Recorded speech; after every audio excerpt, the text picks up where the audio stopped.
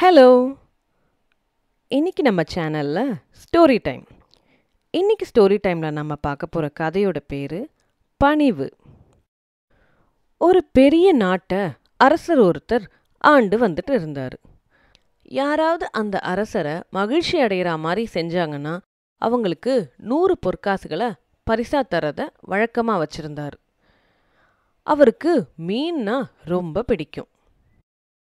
ஒரு நாள் ஒரு மீனவன் ஒருவன் ரொம்ப அழகான பெரிய மீன் ஒன்றை அரசருக்கு கொண்டு வந்து கொடுத்தான். அந்த மீனை பார்த்ததும் அரசருக்கு ரொம்ப சந்தோஷமாயிடுச்சு. அந்த மீனவனுக்கு உடனே 100 பொற்காசுகளை கொடுக்குமாறு கட்டளையிட்டாரு. ஆனா அரசிக்கு இந்த செயல் கொஞ்சம் கூட பிடிக்கவே இல்லை. அரசனை பார்த்து, நம்ம வீரர்கள் பெரிய செயல்லாம் செஞ்சாலும் நீங்க வழக்கம் போல 100 பொற்காசுகள் தான் கொடுக்குறீங்க. ஒரு மீனவன் மீனை கொடுத்ததுக்கும் அதே 100 பொற்காசுகளை தான் கொடுக்குறீங்க. நம்மளுடைய வீரர்கள் இதை தப்பா நினைச்சுக்குப்பாங்க. அதனால நீங்க அந்த கொடுத்த காசை எப்படியாவது திரும்பி வாங்கிடுங்க அப்படின்னு அரசி சொல்லுவாங்க.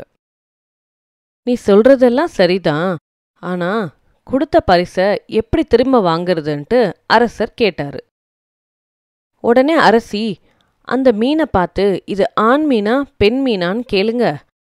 அவன் ஆண் மீன்னு சொன்னா எனக்கு பெண் மீன் தான் வேணும்னு சொல்லுங்க, பெண் மீன்னு சொன்னா எனக்கு ஆண் மீன் தான் வேணும்னு சொல்லுங்க அப்படின்னு சொன்னான். அரசன் உடனே மீனவனை பார்த்து, நீ கொண்டு வந்தது ஆண் மீனா இல்ல பெண் மீனா அப்படின்னு கேட்டாரு.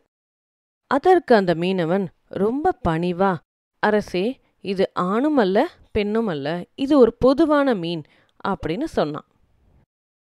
இந்த பதில கேட்டவுடனே அரசருக்கு இன்னும் ரொம்ப மகிழ்ச்சி ஆயிடுச்சு. அந்த மகிழ்ச்சியில அவனுக்கு இன்னொரு 100 பொற்காசுகளை தரும்படி கட்டளையிட்டுட்டாரு. இத பார்த்த அரசிக்கு ரொம்ப கோபம் வந்துடுச்சு. 2 பொற்காசு பைகளையும் வாங்கிக்கிட்ட மீனவன் அரசனை வணங்கிட்டு அங்கிருந்து கிளம்ப தயாரானான். பையில ஓட்டை இருந்தனால திரும்பி போகும்போது ஒரு பொற்காசு கீழே விழுந்துடுச்சு. இத பார்த்த மீனவன் அந்த காசு எங்க இருக்குன்னு தேடி கண்டுபிடிச்சு எடுத்து பையில போட்டுக்கிட்டான். இத அரசனும் அரசியும் பார்த்துக்கிட்டே தான் இருந்தாங்க.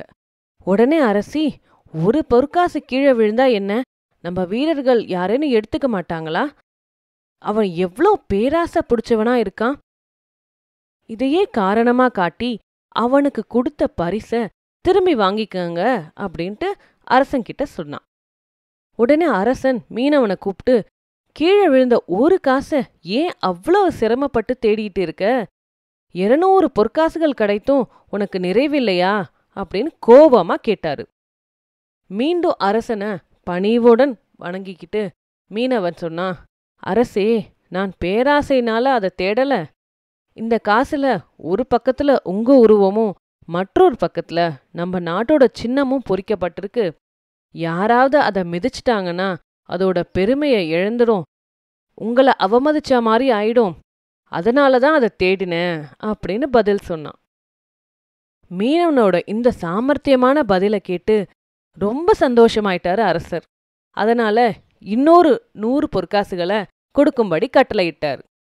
இதை கேட்ட அரசிக்கு, இதற்கு மேல நம்ம ஏதாவது யோசனை சொன்னாங்கன்னா மேலும் நிறைய காசுகளை நம்ம இழக்க வேண்டியிருக்கும் அப்படின்ட்டு அமைதியா இருந்துட்டாங்க. அந்த மீனவன் 3 பணப்பைகளையும் வாங்கிக்கிட்டு சந்தோஷமா வீட்டுக்கு போனான். இந்த கதையில இருந்து நம்ம என்ன தெரிஞ்சுக்கிறோம்னா, சில நேரத்துல பணிவா இருக்கிறதுனால நமக்கு வெற்றியும் கிடைக்கும், சந்தோஷமும் கிடைக்கும். இந்த கதை உங்களுக்கு பிடிச்சிருக்கும்னு நினைக்கிறேன். இதே மாதிரி இன்னொரு குட்டி கதையோட உங்களை ஒலி வடிவத்துல சந்திக்கிறேன். அதுவரை நன்றி, வணக்கம்.